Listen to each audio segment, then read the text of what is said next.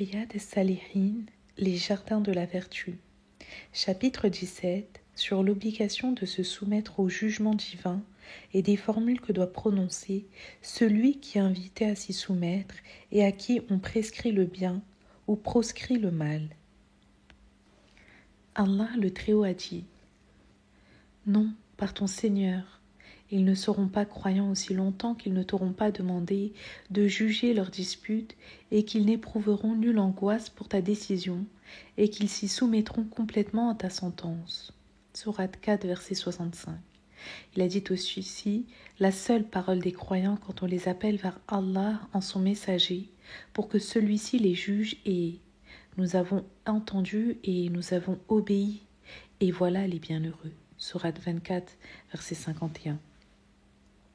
168. Abu Huraira dit, lorsque fut révélé au prophète ce verset, « C'est à Allah qu'appartient tout ce qui est dans les cieux et sur la terre, que vous manifestiez ce qui est en vous ou que vous le cachiez, Allah vous en demandera compte. » Sourate 2, verset 284. Les compagnons du messager d'Allah alayhi salatu wassalam en furent affligés.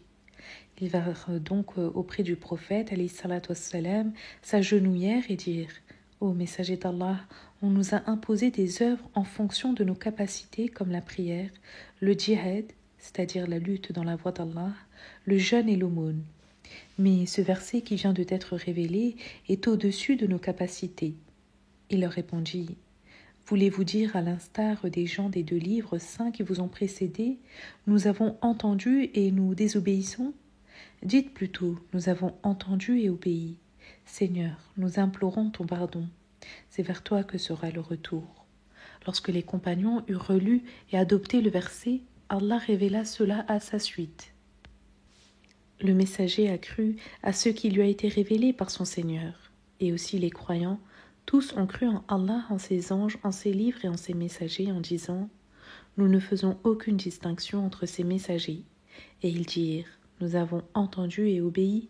Seigneur, nous implorons ton pardon, c'est vers toi que sera le retour. » Sourate 2, verset 284. Une fois que les gens eurent accepté de dire les injonctions du prophète alayhi salatu wassalam, Allah abrogea le sens du premier verset et révéla celui-ci. Allah n'impose à aucune âme une charge supérieure à sa capacité. Elle sera récompensée du bien qu'elle aura fait, punie du mal qu'elle aura fait. Seigneur, ne nous châtie pas s'il nous arrive d'oublier ou de commettre une erreur. Il répondra oui. Seigneur, ne nous charge pas d'un lourd fardeau comme tu as chargé ceux qui vécurent avant nous. Il répondra oui. Seigneur, ne nous impose pas ce que nous ne pouvons supporter. Il répondra oui. Efface nos fautes, pardonne-nous et fais-nous miséricorde. Tu es notre maître, accorde-nous donc la victoire sur les peuples infidèles. Il répondra oui, rapporté par Muslim. Commentaire. Allah n'impose dans sa loi ce que l'homme ne peut pas supporter. Bien plus, lorsque l'homme se trouve incapable de faire quelque chose, il choisit sa substitution si cette chose a une substitution. Dans le cas contraire, il ne se trouve plus astreint à faire cette chose, car le Très-Haut dit « Allah n'impose à une âme que ce dont elle est capable » Sourate 2, verset 286. Chapitre 18 sur la mise en garde contre les innovations en matière de religion. Allah le Très-Haut a dit : au-delà de la vérité, qu'y a-t-il donc sinon l'égarement ? Sourate 10, verset 32. Il a dit aussi : nous n'avons rien omis d'écrire dans le livre. Sourate 6, verset 38. Et aussi : puis, si vous vous disputez sur quoi que ce soit, remettez-en vous à Allah et au messager, c'est-à-dire au Coran et à la Sunna. Il a dit également : et voilà mon chemin dans toute sa rectitude. Suivez-le et ne suivez pas les sentiers qui vous écartent de sa voie. Sourate 6, verset 153. Et également dit : si vous aimez vraiment Allah, suivez-moi, Allah vous aimera alors et vous pardonnera vos péchés. Sourate 3, verset 31. 169. D'après Aïcha, le prophète alayhi salatu wassalam a dit : celui qui introduit dans notre religion ce qui n'en fait pas partie se verra rejeter ce qu'il a introduit, accepté à l'unanimité. Commentaire. Ce hadith de Aïcha constitue la moitié de la religion, car les œuvres sont soit extérieures, soit intérieures. Les œuvres intérieures ont pour critère le hadith de Omar ibn al-Khattab, dans lequel le prophète dit « Les actes ne valent que par leur intention, et chaque homme sera jugé selon ses intentions. » Quant aux œuvres extérieures, elles ont pour critère ce hadith de Aïcha qui dit « Celui qui introduit dans notre religion ceux qui n'en fait pas partie se verra rejeter ce qu'il a introduit. » 170. Jabbar radiallahu anhu a dit « Lorsque le prophète faisait un prêche, ses yeux devenaient rouges, sa voix s'élevait et sa colère atteignait son paroxysme, comme un éclaireur avertissant son armée de la présence d'un ennemi qui la guette nuit et jour. Il nous disait « Entre ma venue et l'avènement de l'heure du jugement dernier, il y a la distance suivante. » Et de montrer la distance qui sépare son index et son médium, il disait aussi « Cela dit, la meilleure des paroles est celle du livre d'Allah, la meilleure des guidances est celle de Mohammed alayhi salatu wassalam. Les pires des pratiques religieuses sont les innovations, et toute innovation est égarement. » Il disait ensuite « Je suis plus à même de me préoccuper du sort de chaque croyant qui ne le fait lui-même. Ainsi, celui qui meurt et laisse des biens, ceux-ci iront à sa famille, et celui qui laisse des dettes ou des orphelins, c'est moi qui m'en occuperai. » Rapporté par Muslim.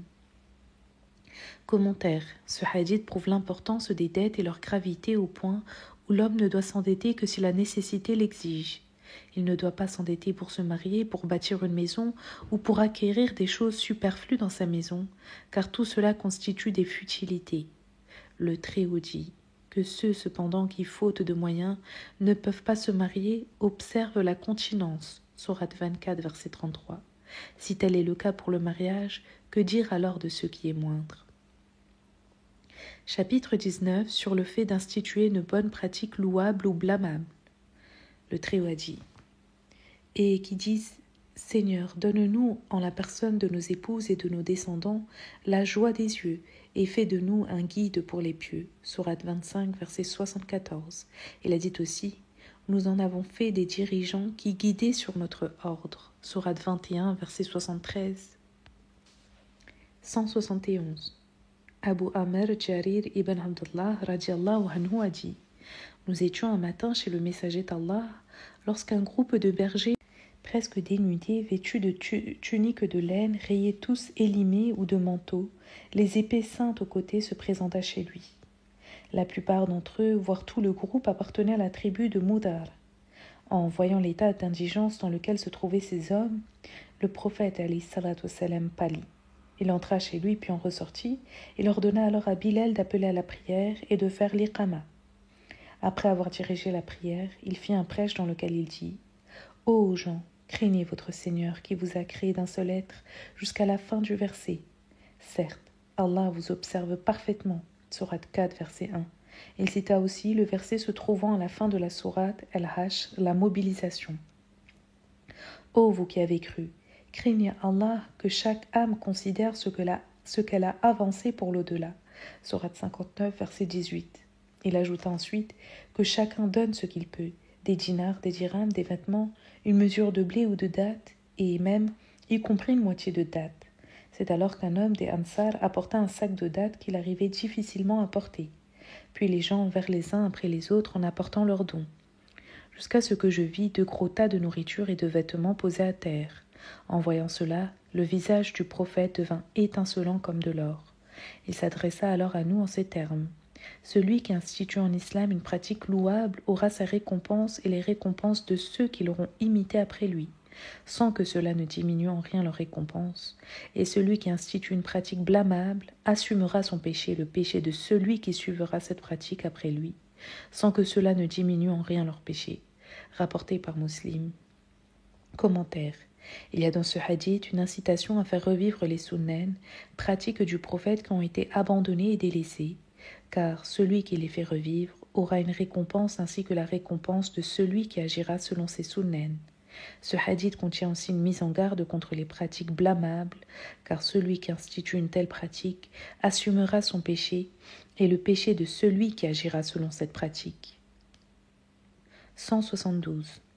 D'après Ibn Mas'ud, qu'Allah l'agrée, le prophète alayhi salatu wassalam a dit « À chaque fois qu'une âme est tuée injustement, le premier fils d'Adam, Caïn en portera une part de responsabilité pour avoir été le premier à instituer le meurtre, accepté à l'unanimité.